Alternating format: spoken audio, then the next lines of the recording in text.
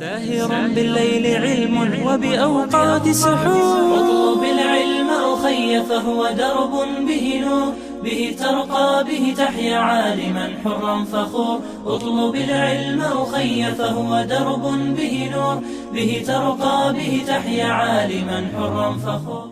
Assalamu alaikum wa rahmatullahi wa barakatuh. Welcome to Q&A Masā'il Nisā, questions regarding women, and yes, we're expecting your questions to come through inshallah on our WhatsApp line. I'm Hawa Solomon. Stay with me for the next hour, where we have in studio once again, and we welcome on this beautiful month of Ramadan, the second edition and a brand spanking show, I must add, let's say pioneering for this Ramadan. Inshallah, we hope to look forward to having more of these types of shows on Hilaal TV, but especially with Ramadan and all the questions that women have specifically.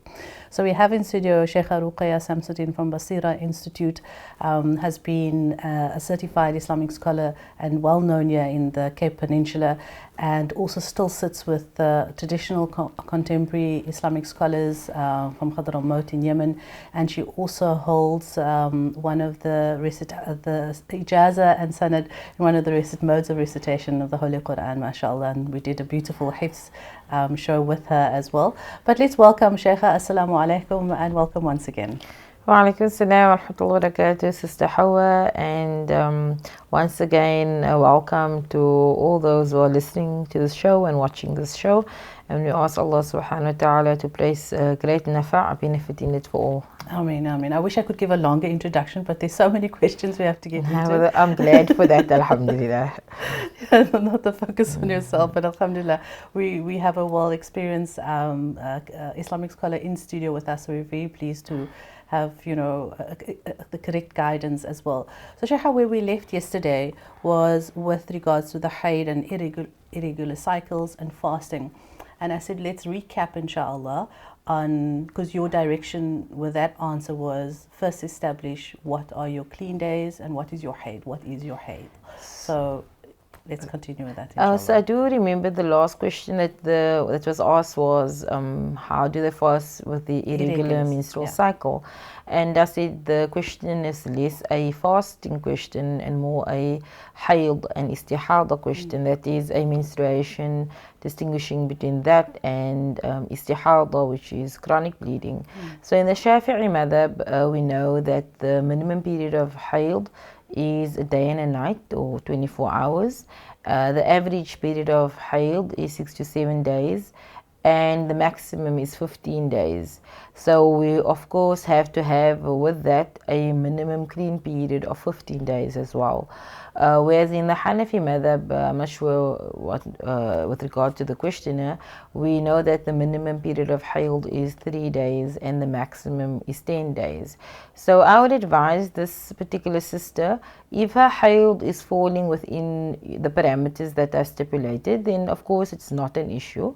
So even if her hayd is irregular in the sense that she's bleeding 1 month, 7 days, and then she's clean for the rest of the month, and then the next month she's bleeding 10 days, and then she's clean for the rest of the month, or the next month she's bleeding 14 days or 15 days, and she's clean for the rest of the month, and then the next month she maybe bleeds 2 or 3 days or 1 day, then that in itself is not an issue. She will of course just have to see that there's a minimum clean period of 15 days between her end of a cycle and the start of the second cycle. However, if there are concerns surrounding that, in that she's bleeding and before there's a 15-day clean period she's experiencing bleeding again and she's unsure how to treat this type of bleeding, then as I said, this is less a fasting issue then, as we do know that we need to fast unless we are in a state of hayd. The question here is she's unsure when she's in hayd and when she's in a state of chronic bleeding, that is istihada, then I would advise her to consult somebody who's knowledgeable in the chapter of menstruation and chronic bleeding, and from there she will know what she needs to do with regards to fasting or not. And we do know that if you are in a state of istihada, that is in a state of chronic bleeding, and it's not falling under the it's not falling under the definition of hayd, then you have to be fasting. So it's very possible that the woman could be, the bleeding she's experienced could be ruled as istihada, chronic bleeding, by a knowledgeable scholar, and she could be bleeding actively, yet she should be fasting. So we cannot automatically assume just because we're bleeding we cannot fast if we are someone who's suffering from this situation where you're stopping going, and you're unsure, what is what. Definitely you can't just say all of the bleeding days are hayd, even if it's 20 days, 22 days. We have to consult a knowledgeable scholar in this regard, inshallah. And I mean, she's also welcome to contact Basira admin. If we are able to assist, inshallah, we will assist with regards to that. So we'll put the details on the screen for that as well. Okay, here's the intention question. Can I make my intention for the whole month of Ramadan at the beginning or on the first day of Ramadan? And can this be validated as my niyyah for every day, or must I make niyyah every single day of the month of Ramadan? So in the Shafi'i madhab, we take that every day of fasting is a singular ibadah and an independent ibadah. That is why we make the niyyah every night. For us, at least in Cape Town, I don't know how it is in Joburg and Durban, but I know after Isha Salah and after Witr and after Tarawih is completed, then we have this, this rhyme that goes nawaitu عن صوم غد, right? نويت صوم غد عن أداء فرض شهر رمضان. So that is actually when I started learning more deeply the madhab of Imam Shafi'i and learning, the rulings related to the niyyah. I actually saw, mashallah, the beauty that our forefathers actually, subhanallah, inculcated in this Tarawih sitting, and making sure that for those who are going home and possibly like oversleeping the next day, not waking up, or whatever the case might be, that their fasting is preserved. So in terms of the question, and that is the fast and the intention, we have to make intention by us every day. So every day requires a new intention. And that means if any day goes by and we don't make that independent niyyah, the niyyah to fast for the month of Ramadan, then that day will not be counted. Even if we didn't eat for that particular day, but we didn't have that intention, not necessarily verbally, but having that intention in one's heart that one is fasting a fard fast, and that is obviously in the month of Ramadan, that intention has to reside in one's heart. However, our scholars do say to us, and this is what we always say to the students in the class, that it is also mustahab, it is also recommended to make one intention at the beginning of the month on the madhab of Imam Malik rahimahullah ta'ala, because he, in that madhab, the madhab of Imam Malik rahimahullah ta'ala, regards the entire fast as one singular ibadah. So the entire Ramadan is one singular ibadah. So one intention suffices for the whole month. So that would basically cover us if we, forget, or we, for whatever reason didn't make that intention in our hearts, or even have that intention, then at least on the madhab of Imam Malik rahimahullah ta'ala, it is, covered and we are seen to. However, having said that, if it's one day here and one day there, then you continue fasting for that particular day. But then our scholars also recommend that you pay that day in afterwards. But it's not that you have to, because your fast is valid on the Maliki madhab. But if it's 1 or 2 days, then we always say the following, and that is, it is best that if all the madhahib gaze at your ibadah, that all of them regard it to be correct and valid. Alhamdulillah, so at least we have a backup. We have a backup, yes, Maliki madhab is backup. But I do need to mention in the last note that even on the Maliki madhab, if you have your hayd, for example, or you're sick on a particular day, then you have to renew that intention. Because there was like that gap. There was a gap there. So it's like that intention was almost like not broken, right? There was this so what you need to do, there was that break in that intention, you just have to remake that intention for the remaining days of the month of Ramadan. Okay. So we spoke, there's been a few questions with regards to the intravenous and intramuscular injections, which you explained in our last show. And then there's also the injection, the question around injection, but the taking of blood. Oh, drawing blood. So drawing blood by our scholars. Or even cupping. Yes, I was going to actually say. So drawing blood is actually taken by means of analogy from the ruling of hijama, cupping. So hijama, by us, if we say that it is permissible to have hijama, except that it is makruh. So we say it is makruh, but it doesn't invalidate the fast. So hijama, what we say, I think in Cape Town, we say hijama or cupping, it does not firstly invalidate the fast because it's merely the drawing of blood from one's body. So I'm answering the hijama and then we'll understand, inshallah, the answer. And so we do say that it does not invalidate the fast, but we say it is makruh. And the reason for that is because it typically brings on symptoms of weakness in a particular person, and I think most of us who have experienced hijama, you feel weak, you feel tired, you need in fact tell you immediately that you need to hydrate before and immediately after. So it doesn't invalidate the fast firstly, but it is makruh because it typically brings on signs of weakness, and that could put your fasting at risk. So we make analogy on that particular case, and we then speak about the drawing of blood, etc., for whatever reason. And we say it doesn't invalidate the fast, but it takes the ruling of hijama because you're taking from yourself. And I remember a family member, I won't say the person's name, he studied at UWC, and then whenever they forgot their lunch for the day, they would go there to UWC and have their blood drawn, because after the blood is drawn, they're actually given something to eat and juice. Why? Because medically you feel that weakness. That weakness, okay. But like we say in Cape Town, just peet fris and gezond, and I want to use that example. When you feel like that, because some people do go and give blood and they actually, still feel good. Yes, so like we said, it doesn't invalidate the fast. Ala kullin, under all circumstances, it doesn't invalidate the fast. It's just from the point of one feeling weak, medically weak, and then that could, put your fast at risk. So we say it's makruh. I like that little antidote of not forgetting your lunch and getting. I think it was done more than once. Shukran so much. Sheikha, we need to quickly pay the bills. When we come back, more of your questions and Q&A on the show, Masā'il Nisā. Back in a moment. اطلب العلم أخي فهو درب به نور به ترقى به تحيا عالما حرا فخور اطلب العلم أخي فهو درب به نور به ترقى به تحيا عالما حرا فخور. Welcome back. Assalamu alaikum. This is our Q&A show for the month of Ramadan for our special folks, our women who makes everything, makes the home feel good, makes the home feel warm. And then when I say everything, yes, makes everything on the table as well, alhamdulillah. And I think that there is a question that does come in there a little bit later on the status of women in the household and their responsibilities, and how heavy it can be, if it's not distributed. But some of us do actually take on a lot. But Sheikha Ruqayya is in studio with us as well, a female Islamic scholar in studio, relating to us the best possible way to go forward and the correct answers in Islamic jurisprudence. So Sheikha, we've got a few questions that you have actually answered in the last show with regards to creams and pores. So that was also about creams that go into the pores of the skin.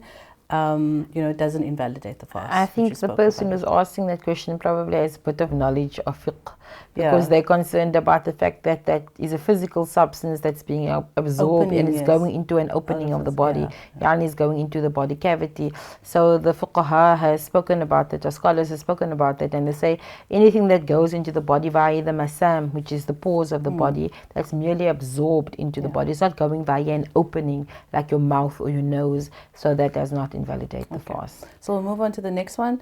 Is swimming allowed while fasting even though you keep your head above water? So it's again about water going to any of the orifice, I suppose. Okay, so swimming in itself, there's nothing in it that is haram outside of the month of Ramadan or during the month of Ramadan. Bearing in mind that all of the other Sharia guidelines are seen to. However, the issue at hand is if swimming is going to result in any of the water being taken into yourself, meaning you swallowing water, with water going into your nose and then finding itself into your body cavity, and that would be the issue. So swimming in itself isn't an issue, but typically when one swims, I understand that they're saying that the head is not going to go above water. So if they feel very certain about that, then I can only say that if everything goes perfectly, then the fast, inshallah, will be protected and safeguarded. But if something happens, not from them side, but somebody else can maybe push them, whatever the case might be, they finding themselves in a situation where, in terms of Sharia, they don't have to be in that particular situation during the days of fasting. So if anything untoward happens and water is taken, via their mouth internally or their nose internally, and they swallow that water and that water finds itself into their body cavities, then the fast will be invalidated. So I wouldn't recommend swimming. Swimming in itself, I said, it doesn't invalidate the fast. It's just that it's a means of water, coming into one of your body cavities and then being, swallowed, etc. But I wouldn't recommend it because you're putting your fast at risk, and if at the end of the day, if something happens, then there's actually an element of negligence, because why do you need to be in the water during the month of Ramadan? If you need to, it can be before Fajr or after Maghrib if you have a pool at home or the like. But it's not like a necessary thing. Would that be the same for taking a bath or showering? So if you're taking a bath or showering, that's just something which is needed. So the ulama speak about something which is commanded in Sharia and something which is not commanded. In fact, it's taken, this whole ruling is taken from the hadith where Rasulullah sallallahu alaihi wasallam says that we should, rinse out our mouth and snuff our noses in terms of wudu, the madmada and the istinshaq, the washing of the mouth and the nose in wudu. We should do that, and we should baligh, meaning we should be intense and exaggerate in the way that we do it, إِلَّا أَن تَكُونَ صَائِمًا, except if you are a sa'im person. So if you're somebody who's fasting, then you shouldn't, exaggerate the way that you do the madmada, exaggerate the way that you do the istinshaq, because out of fear that the water will, be swallowed and it will go into a body cavity, and it will be a means of you breaking your fast. So in this case, if it's something which is necessary, like wudu for example, and you're just taking wudu normally, and something happens, then one's fast is not broken. But if you now went to go do madmada and istinshaq and you're busy with your 5th time and your 6th time and your 7th time, the scholars say that is not commanded in Sharia. So in that case, if water is taken into your body, then you've broken the fast, because there's an element of negligence now. Okay. So the same way with swimming. That thing is not even wudu, it's not even a fard ghusl, it's swimming. So there's definitely, if something happens there's an element of negligence, and so your fast will be broken. Okay. And you could be in and out of the shower in 5 minutes. So yes, and fast, the shower itself doesn't, if you're in the shower, how's water going to go into your mouth and nose, unless you're lifting your mouth up and you're lifting your nose up, and traditionally in the Shafi'i school also our ears. So that's not going to happen. And it's not the water going on your nose or even here, but it's like actually going into your nose, and then from there finding itself. And sometimes you can feel it at the back of your throat. Yes, all of that. So that's what's good. So all of that are things that doesn't happen in a shower, but it can typically very easily happen when you're swimming. Yes. Okay.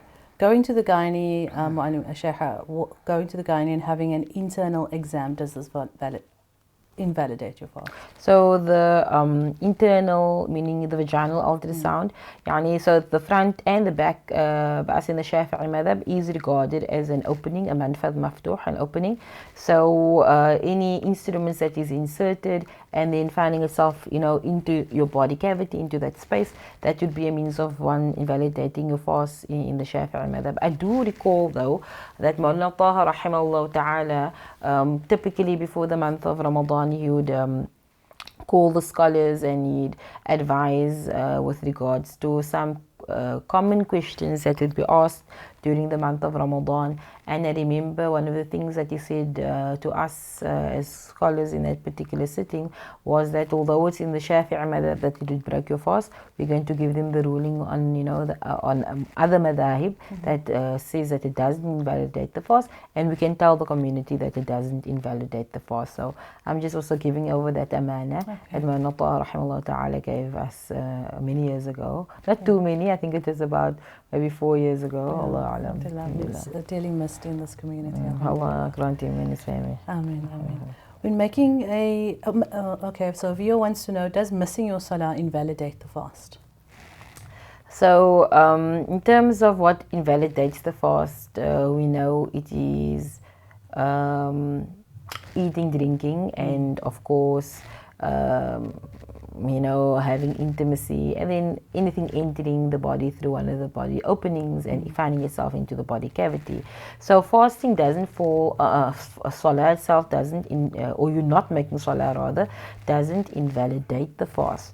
But perhaps we're looking at the question incorrectly, and that is Allah subhanahu wa ta'ala says in the Quran, يا أيها الذين آمنوا كتب عليكم الصيام كما كتب على الذين من قبلكم لعلكم تتقون.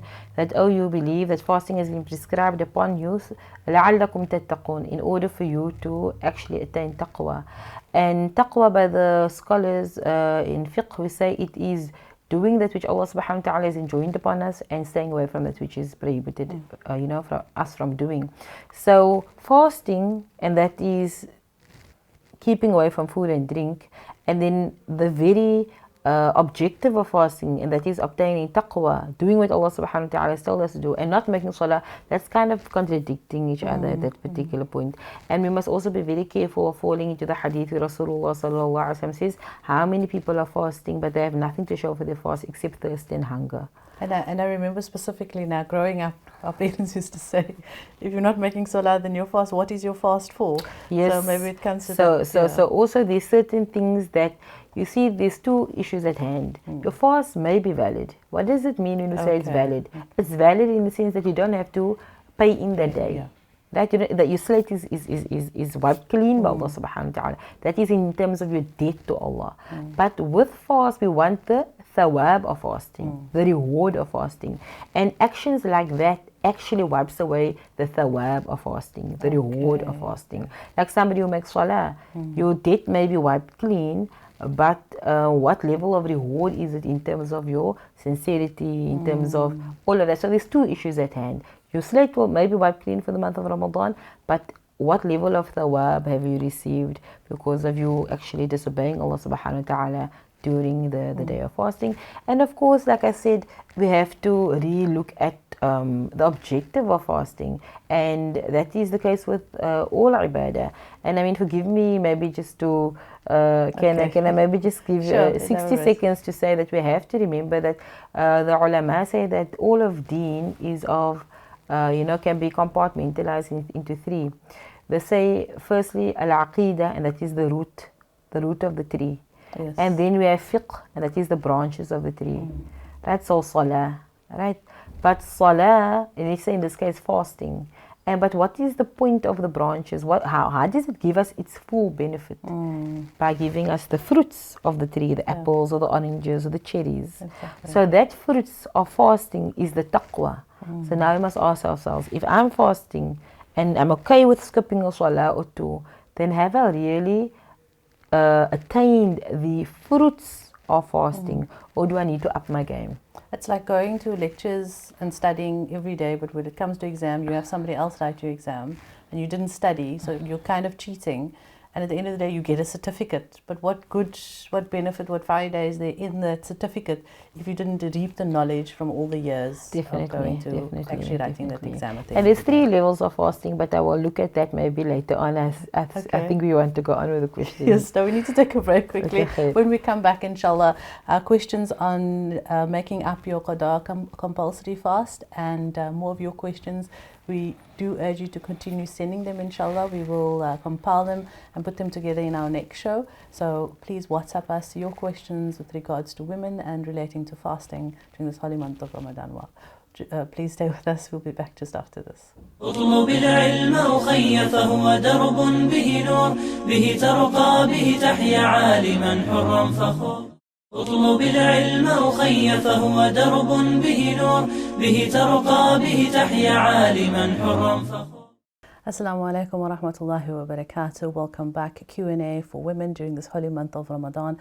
We have Sheikha Ruqayya Samsuddin in studio with us, director and founder of Basira Institute and certified Islamic scholar. There's not many of them around, and alhamdulillah, she's always afforded us a time to guide us as women and a responsibility to the community. So shukran again to Sheikha.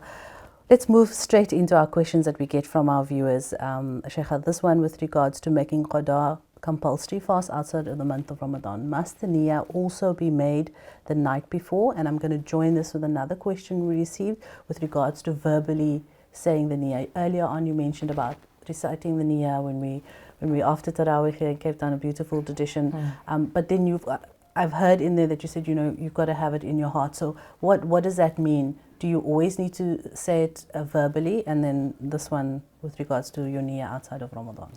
Bismillahirrahmanirrahim.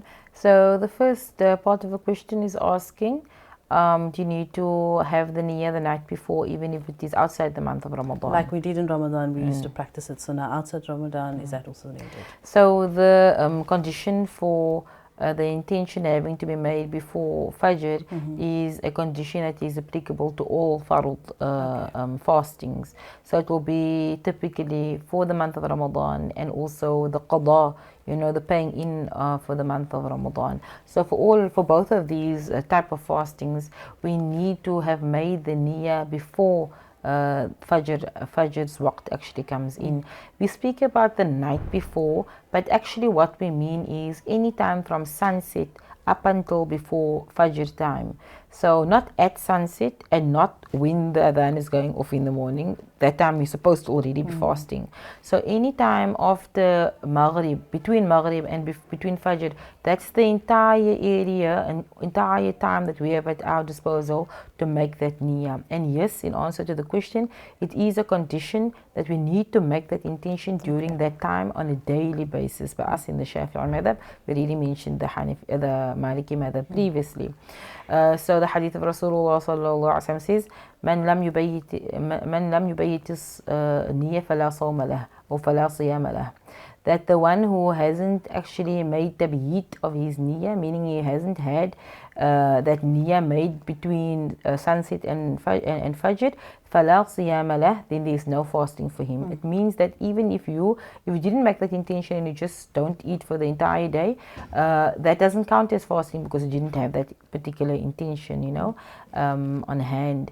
With regards to the second part of your question, and that is the idea of verbalizing it. Was that the second part of your question? Yes. So it's not a condition to have the intention verbally uttered. Okay. So we do it, alhamdulillah, in our masajid, and alhamdulillah for that, and that is the whole nawaitu sawma ghadin an adai, we know that. So that is something which is sunnah to do. The intention is farud, but the verbalization is sunnah. Okay. And it is a verbalization that is sunnah that comes highly recommended because of the fact that sometimes we have something in our mind, but it's something that flits across our mind. Whereas if we verbalize it, then it actually strengthens the heart as to what that particular intention is. It's also very good for people who suffer from doubt. Did I make the intention? Didn't I make the intention? Now I'm not sure, whatever the case might be. So this is a very good thing to utter that intention, and it just like dispels all the whisperings of the shaitan that no, I did make that intention, and it just also strengthens your niyyah. But as I said, as long as you have that intention in your heart to fast the next day, and that is sufficient, and it's not a condition to verbalize it. Okay. So I'm going to tie these two questions now that I would have probably left for the next show. This one specifically, when I have my haid, do I still fast for the sanctity for the month of Ramadan? And I know that we did delve on it a little bit in the last show, but combining another question is, if I don't eat during the day when I have my haid, then my day is extended. Instead of it being 4 to 5 days, it will probably be 6 to 7 days. What's recommended in this case? With regards to this, there's nothing haram about eating something during the days of Ramadan. I think they referring to something else, but that's not the question at hand. We always speak about observing the sanctity of the month of Ramadan. And so observing the sanctity of the month of Ramadan means not having meals and, eating, but it doesn't mean that you have a hayd, like you have a cup of tea or whatever the case might be. That's still observing the sanctity of the month of Ramadan. As for the question, can I fast or if I can't fast, the wording itself we need to be mindful of, and that is if you are having your hayd, even if you don't eat from Fajr till Maghrib, even if you that's not called Sawm. Yes. Because it's not called Sawm, it's not called fasting. Why? Because the condition of fasting is that you need to be clean or free from hayd. So we can say that you're making imsak, meaning that you're abstaining from food and drink. Okay. But we're not saying that you are fasting. Maybe you could do like an intermittent fast, call it like that. Something like that. But Shara'an is not regarded as fasting because you are, you're in a state of hayd. I think the question here is if, for example, you have you clean, you clean and you're fasting, and then you clean. You got your hayd and you're fasting. I think you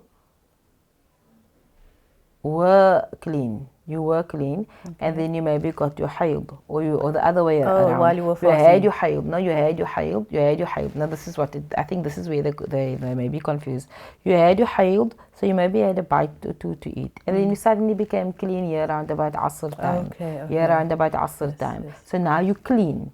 So you should be fasting, but you obviously can't be fasting because you didn't fast from Fajr time. Okay. But now the command of fasting is going to be directed to you from here on out for the next day.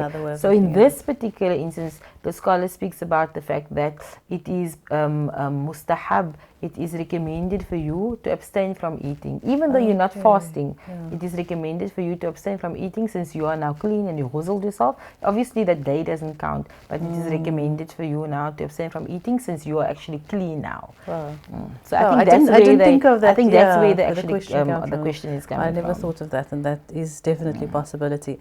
Traveling question with regards to fasting. When traveling, even within cities, and you decide to fast during Ramadan, even though you don't have to because you're traveling, can one still perform salah as a traveler, even though one is opted to not fast while one is given that choice to fast or not? Can one choose to fast but choose to salah as a traveler?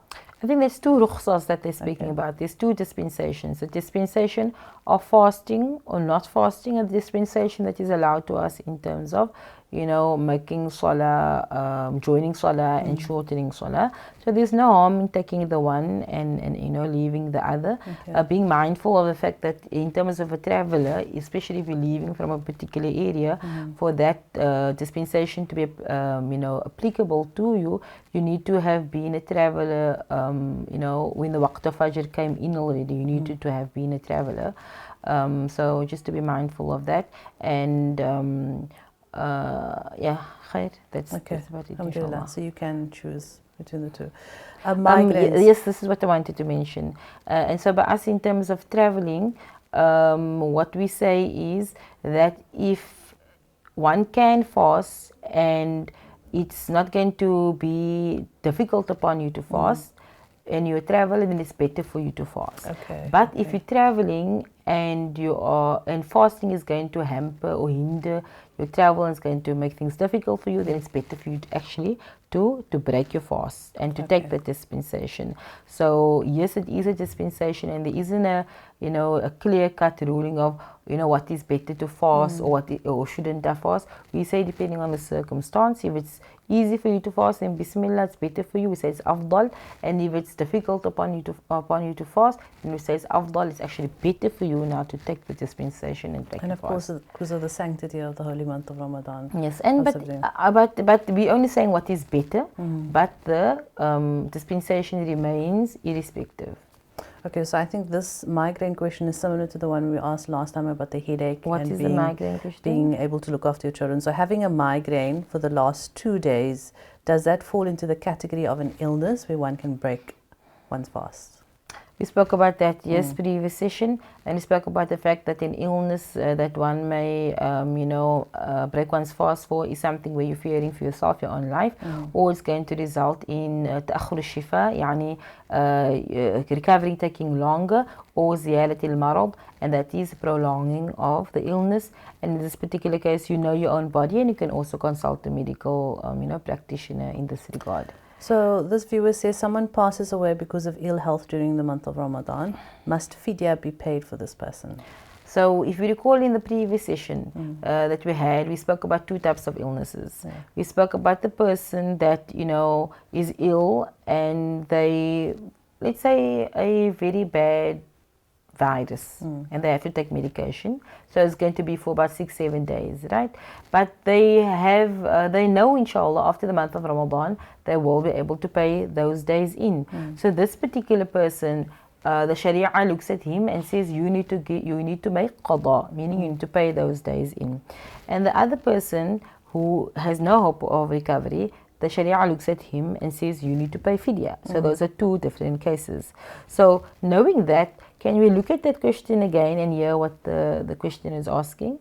So it says that someone passes away because of ill health during Ramadan. Must fidya be paid for this person? Ill health. So if it is in the first case, or I think maybe the easier case, and that is the one that has a chronic illness. This person has a chronic illness and they are not going to be able to fast during the month of Ramadan, so they know that they can't fast during the month of Ramadan.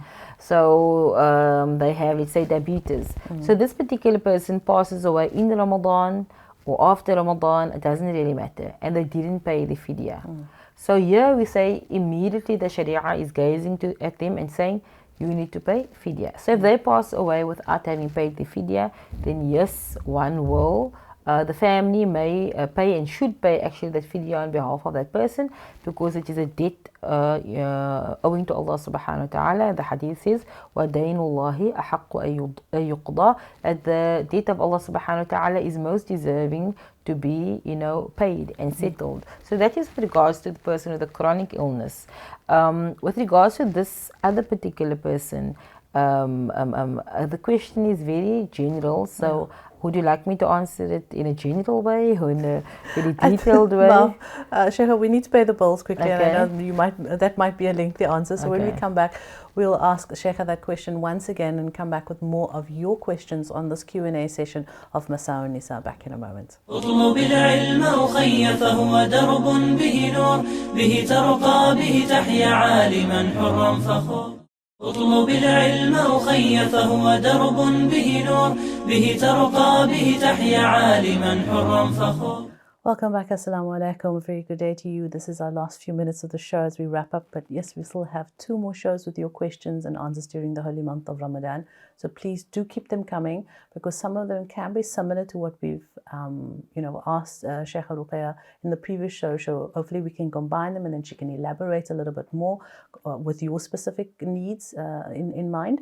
But we continue. Please send your questions via our WhatsApp line. That is the best way for us to get it. Inshallah, we're looking forward to hear from you and your very inquisitive questions, but also to note that it is an onus is on you if it is a subject relating to an answer that's needed immediately. So please go and seek the necessary guidance from your local clergy, imam, maulana, muallima, also to advise you in which way to go. So Sheikha, let's quickly get back to the question just before the break. Due to ill health, someone passes away during Ramadan, must fidya be paid for that person? So before the break, I did answer with regards to the person who was supposed to have paid fidya because they have, let's say, diabetes. So in that particular case, definitely fidya was supposed to be paid daily. So the family members should settle that. That will be a debt, owing to Allah subhanahu wa ta'ala. With respect to the other person, and that's what I'm assuming this message maybe is just about. had a bad flu, just had a viral infection, for example. Let's or say, something, yeah. So in this particular case, it may be that if this person had a viral infection, for example, and then they were healthy after the month of Ramadan, and they just never paid those days in, even though they were able to pay those days in, then in this particular case, it is, recommended that the family, we speak about a family member, or unless that person maybe asked a non-family member before that, and we speak about wasiyah, but otherwise a family member, it is mustahab, it is recommended that they actually fast on behalf of that particular person. Why? Because his fasting days that is owed by them to Allah subhanahu wa ta'ala. We'll make dua that the slate will be, wiped clean, inshallah. With regards to the other person, and that is that they fast, that they were ill with a viral infection, for example, and then after the month of Ramadan, they were still ill, or they just couldn't manage, or in the month of Ramadan itself, they passed away. So we're saying that if that reason for them being unable to fast persists in the month of Ramadan or outside the month of Ramadan, then that actually means that they were never healthy enough to fast. They were never healthy. There was never a period after the month of Ramadan where they were now able to say, okay, I'm healthy now, let me fast. So our scholars say that there's nothing applicable, there's nothing liable upon them, because it's like a woman having a haid, all the days, and she passes away before she, becomes clean, etc. However, that being said, we say that it is still recommended in this particular case that the family fasts on behalf of this person, or pays fidya on behalf of this person. But that we said it's not something which is incumbent or compulsory, since they were not healthy enough to do it in the first place, not during Ramadan and not after Ramadan. So there's no element of negligence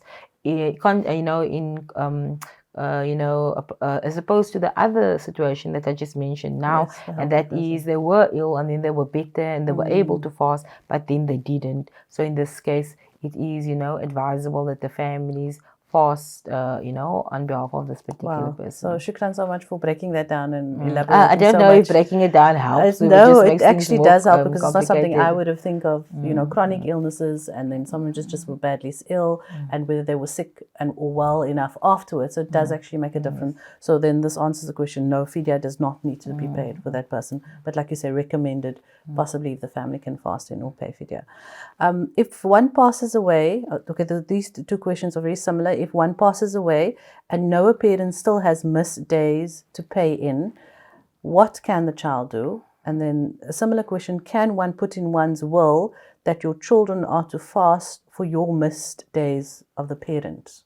So latching on to what you just said. So all of these are like, we're saying these, the fasting, and the paying fidya, that is all in the hope, inshallah, Allah subhanahu wa ta'ala wipes the slate of the mayyit clean. But still, it does not absolve us while we are healthy and alive from doing the best that we can in respect of Allah subhanahu wa ta'ala. But it is taken from that hadith where Rasulullah sallallahu alaihi wasallam says, so isn't the debt of Allah subhanahu wa ta'ala most deserving to be settled?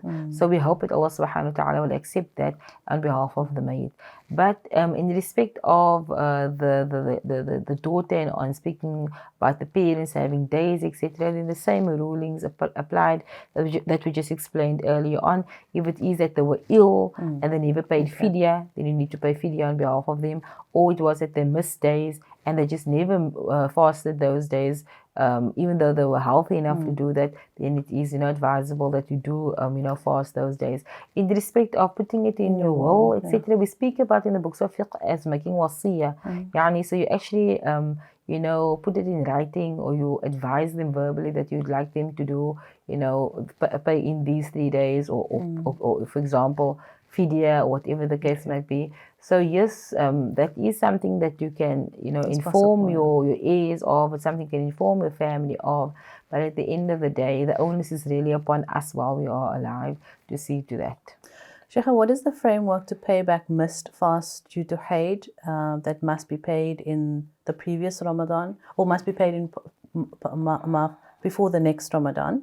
And if you can't pay it in before the next Ramadan, must fidya be paid again? So with regards to that question, probably one of the last questions we will take. But with regards to a woman that's now having a haid in 2023, right? She had a haid in 2023. 2024 came, Ramadan. and she didn't pay those days in yet. So for whatever reason, after the month of Ramadan, she was unable to pay those days in. Typically what happened was, after Hayd, for example, maybe she felt hamil and she was unable to fast. Then after she gave birth, she was breastfeeding and she was also unable to fast during her breastfeeding. So this is something which can definitely happen to a woman. So in this particular case, the question is not so straightforward. So if she didn't fast during 2023 due to Hayd, and come Ramadan 2024, we look at why didn't you pay the fast in yet? Were you negligent? Did you fall short in any of the, your obligations to Allah subhanahu wa ta'ala? In her particular case, no.